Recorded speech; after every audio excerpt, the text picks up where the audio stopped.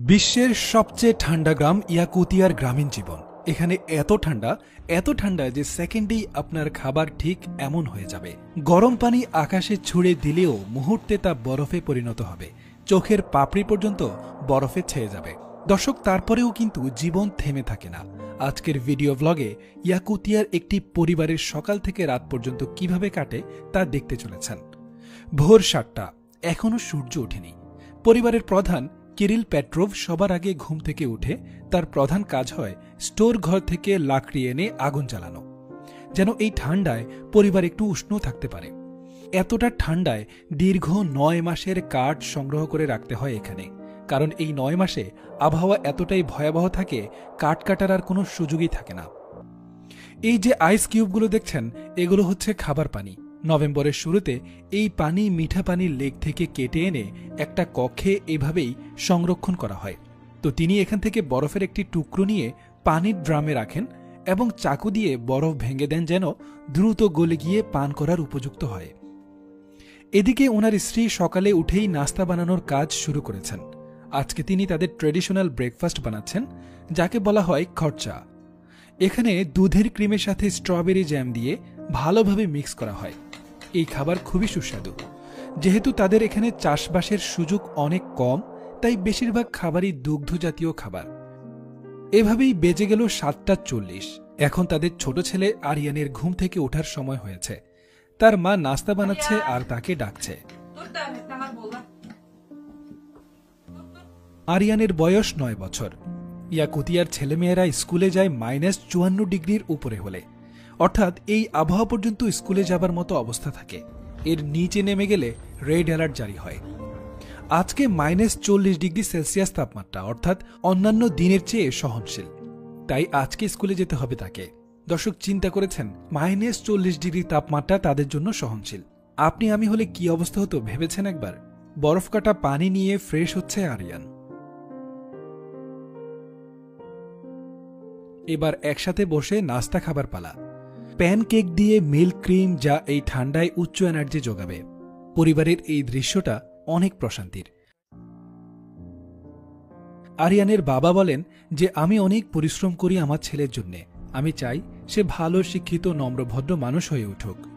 খাবার শেষে আরিয়ানের মা তাকে ভালোভাবে শীতের পোশাক পরিয়ে দিচ্ছে।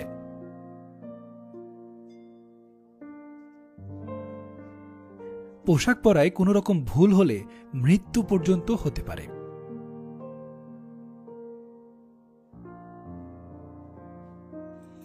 বিদায় জানিয়ে বাসা থেকে বের হলো আরিয়ান। সূর্যের আলো এখনো দেখা দেয়নি। একটু হাঁটার পর আরিয়ানের চোখের পাপড়িতে বরফ জমতে শুরু করে। আমাদের ভিডিওগুলো দেখছেন মেহেদী হাসান মালয়েশিয়া থেকে, শিল্পী ইসলাম ইউএসএ থেকে, ফ্লোরিয়া নোয়াখালী থেকে, চাঁদনী আক্তার জুই ইংল্যান্ড থেকে, পাপিয়া দাস শ্রীমঙ্গল থেকে, সাবু সুইজারল্যান্ড থেকে, জাহানারা বেগম নিউ ইয়র্ক থেকে, পরিমল গোমেজ ঢাকা থেকে, আলী আহমেদ মানিক সিঙ্গাপুর থেকে, সাদিয়াস কিচেন ঢাকা থেকে, মাহুয়া ঘোষ ভারত থেকে। দর্শক, আপনি কোথা থেকে ভিডিওটি উপভোগ করছেন অবশ্যই মন্তব্য করতে ভুলবেন না। 10 মিনিট ধরে এই বরফের রাস্তায় হাঁটতে হাঁটতে অবশেষে স্কুলে পৌঁছায় আরিয়ান। পুরো সময়টা আরিয়ানের মা দুশ্চিন্তায় থাকে যে ছেলে ঠিকমতো পৌঁছালো কিনা। স্কুলে পৌঁছে যথারীতি ক্লাস করতে থাকে।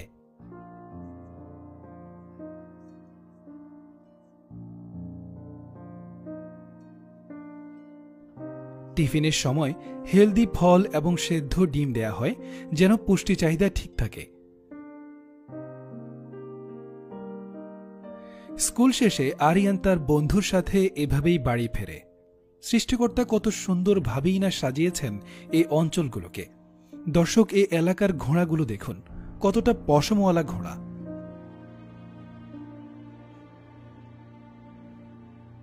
আরিয়ান বাড়িতে এসেই তার বাবার কাজে সাহায্য করে।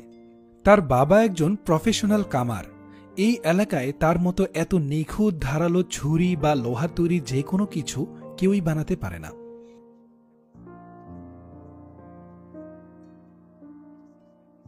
আরিয়ানও বাবার সাথে সাথে কাজ শিখছে। মায়ের রান্নার জন্য লাকড়ি কাটছে ছোট্ট আরিয়ান।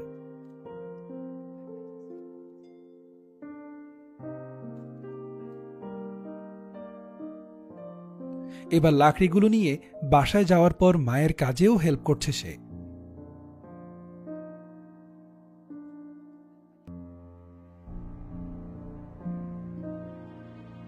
এই ডিশটা আরিয়ানের পছন্দের। দেখতে দেখতে বিকেল হয়ে গেল। আরিয়ান তার বাবার সাথে মাছ ধরতে এসেছে এই বরফে জমে যাওয়া লেকে। একটি হারপুন দিয়ে বরফ গর্ত করা হয়, তারপর এরকম স্পিন টুল দিয়ে পানি খোদাই করা হয়।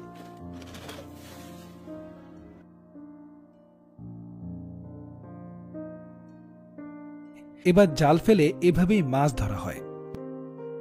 দর্শক, এই ভিডিওতে আমরা দেখলাম প্রকৃতি যতই কঠিন হোক, সৃষ্টিকর্তা মানুষের মাঝে প্রতিকূলতার মধ্যে টিকে থাকার মেধা দিয়ে দেন। আমাদের সব পরিস্থিতিতে সৃষ্টিকর্তার প্রতি কৃতজ্ঞতা বা শুকরিয়া আদায় করা উচিত। কখনো নিজের অবস্থান নিয়ে অভিযোগ করা উচিত নয়। এই ভিডিওতে এত ঠান্ডার মধ্যেও দেখেছেন একজন বাবা কতটা পরিশ্রম করছে তার পরিবারের জন্য, একজন মা কতটা ত্যাগ স্বীকার করছে তার সন্তানের জন্য, আর সন্তানও এই বয়সেই বাবা মায়ের কাজে কতটা সাহায্য করছে। তা থেকে আমাদের অবশ্যই শিক্ষা নেওয়া উচিত। দর্শক, কেমন লাগলো পুরো ভিডিওটি মন্তব্য করতে ভুলবেন না।